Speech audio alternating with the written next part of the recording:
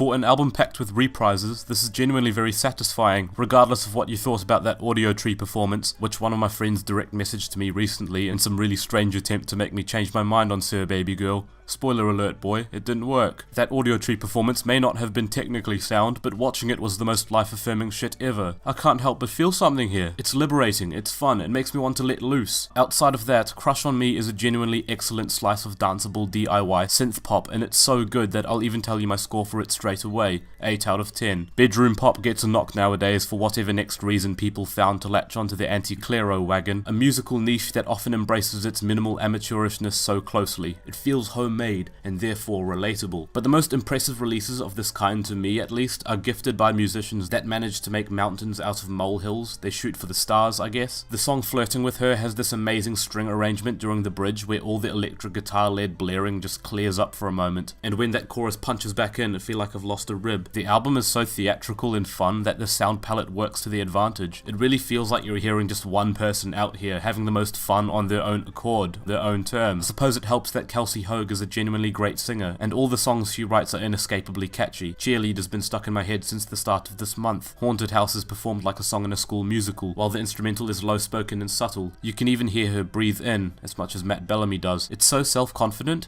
that during the second half of this really kitschy self-reliance anthem, when you hear all these clowny vibratos and Kelsey's vocal harmonies, all of this only goes off and bloody works. It sounds so earnest instead of obnoxious. Speaking of which, Hoag is a very attention-grabbing singer, and some of these hooks when she hits those notes are so satisfying. She reaches these long notes that hang in the upper register with ear-pummeling power. Heels might catch you off guard, but at least you'll know she changes her hair.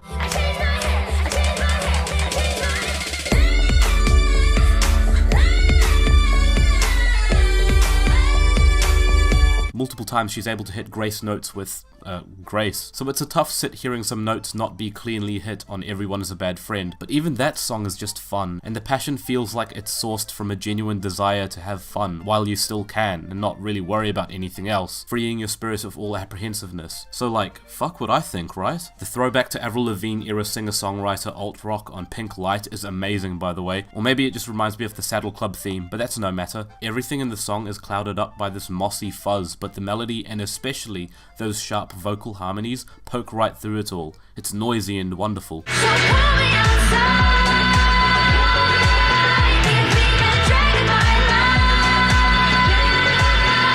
This is a really short album, 26 minutes with 9 tracks, 2 of which are reprises, and one of them is a cheeky and endearingly silly outro smattered with trap percussion and what I think is the sound of the stars twinkling. How did you manage to sample that? That's crazy. It does call to mind how much you can possibly accomplish in just a bunch of main songs. It just hops in and hops out, but still leaves you with some prize tunes imprinted in your memory. I suppose that is what makes this, like, really good at what it's doing, which actually puts it a cut above a lot of things.